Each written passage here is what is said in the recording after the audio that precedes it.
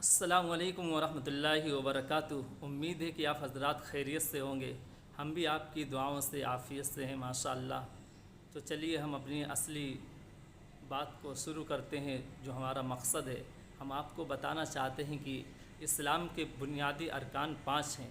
اگر ان میں سے ایک بھی کوئی نہیں مانتا میرے دوستوں، وہ ایمان سے خارج ہو جاتا ہے، اس کا ایمان ختم ہو جاتا ہے۔ تو چلیے سنیے اسلام کے بنیادی ارکان کون سے 5 ہیں جن کا جاننا ہمارے لیے بے حد ضروری ہے۔ نمبر 1 ہے ایمان، نمبر 2 نماز، پھر روزہ، زکوٰۃ اور حج۔ یہ 5 ارکان ہیں میرے دوستوں، لیکن ایمان پورا عام ہے سارے مسلمانوں کے لیے۔ ایمان سارے مسلمان نہیں بلکہ پوری دنیا کے انسانوں کے لیے ایمان عام ہے۔ کوئی بھی کلمہ پڑھ کے مسلمان ہو سکتا ہے، کسی کو منع نہیں ہے میرے دوستوں۔ کوئی بھی پڑھ سکتا ہے کلمہ اور ایمان میں داخل ہو سکتا ہے آسانی کے ساتھ۔ کلمہ تو پڑھنے ہی کے لیے ہے میرے دوستوں، اور کلمہ سارے بہت سے لوگ پڑھتے ہیں، لیکن کلمے کی حقیقت سے بہت سے لوگ ناواقف ہوتے ہیں۔ کلمے کی حقیقت کیا ہے، کلمے کا مقصد کیا ہے، کلمے کی تعریف کیا ہے، کلمے کی وضاحت کیا ہے، یہ بہت سارے لوگ نہیں جانتے میرے دوستو۔ ہم آپ کو بتائیں گے انشاءاللہ، آپ کو آسانی کے ساتھ سمجھ میں آ جائے گا۔ تو چلیے ہم آپ کو 5 بنیادی ارکان میں سے سب سے پہلے ہم بات کریں گے کلمے کی، یعنی ایمان کی۔ ایمان پھر نماز کا درجہ آتا ہے۔ جب بندہ ایمان لے آتا ہے تو اس کے بعد سب سے پہلے نماز فرض ہوتی ہے میرے دوستو۔ نماز کے بعد پھر روزہ، روزے کے بعد اگر اللہ تبارک و تعالیٰ نے مال دیا ہے تو زکوٰۃ، اور زکوٰۃ آپ نے ادا کر دی تو اس کے بعد آپ پر حج فرض ہو جاتا ہے میرے دوستوں۔ کیونکہ اللہ تبارک و تعالیٰ بہت سے لوگوں کو دولت سے نوازتا ہے تو ان پر حج فرض ہو جاتا ہے۔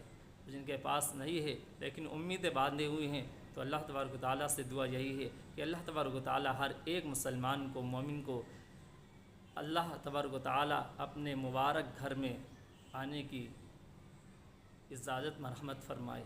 تو میرے دوستوں دعا کریں، کیونکہ ہم اپنے گناہوں کی وجہ سے وہاں پر نہیں جا پاتے ہیں۔ تو چلیے ہم اصلی بات کو اپنی شروع کرتے ہیں۔ ہمارا مقصد جو ہے ایمان۔ ایمان کا بول کیا ہے؟ سب سے پہلے ہے ایمان کا بول لا الہ الا اللہ محمد الرسول اللہ۔ یہ 2 الفاظ ہیں، یعنی لا الہ الا اللہ اور محمد الرسول اللہ، کیونکہ اللہ تبارک و تعالیٰ نے اپنے چہیتے پیغمبر علیہ الصلاۃ والسلام کو اپنے نام کے ساتھ جوڑا ہے۔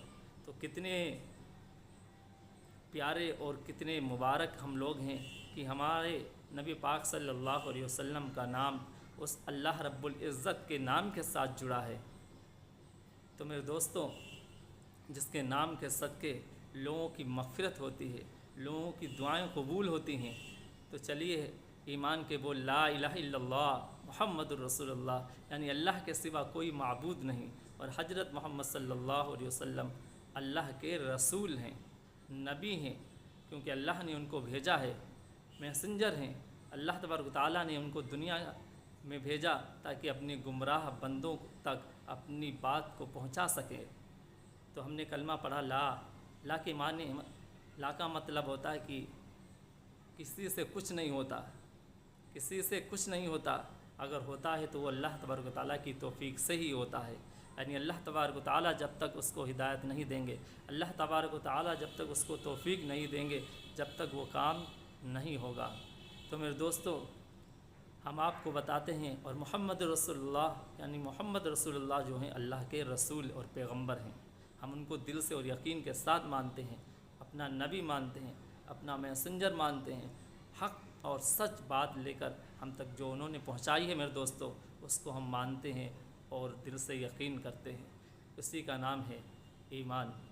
ایمان کے بول ہم نے بتائیں آپ کو لا الہ الا اللہ محمد رسول اللہ۔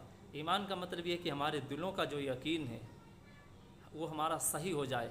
ہمارا جو یقین ہے، جیسے صحابہ کرام کا ایمان تھا، پہاڑ تو اپنی جگہ سے ہٹ سکتا تھا، پھٹ سکتا تھا، بھٹک سکتا تھا، لیکن صحابہ کرام کا جو ایمان تھا وہ اپنی جگہ سے بالکل ہل نہیں سکتا تھا۔ ایسا ایمان تھا مضبوط۔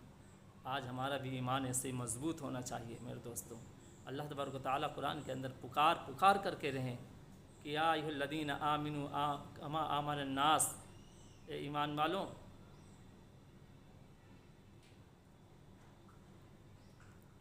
اللہ تبارک و تعالیٰ قرآن مقدس کے اندر پکار کر کے رہے ہیں، اے ایمان والوں، ایمان ایسا لاؤ جیسا کہ صحابہ کرام ایمان لے کر آئے۔ یعنی تم سے پہلے جو صحابہ کرام تھے وہ ایمان لے کر آئے ہیں، ویسا ایمان لے کر آؤ میرے دوستوں۔ ویسا ایمان اللہ تبارک و تعالیٰ کو قبول ہے۔ آج ہمارا ایمان اتنا گھٹیا اور اتنا کمزور ہے، کوئی بھی کچھ کہہ دیتا ہے تو ہم اس کو ماننے کے لیے تیار ہو جاتے ہیں۔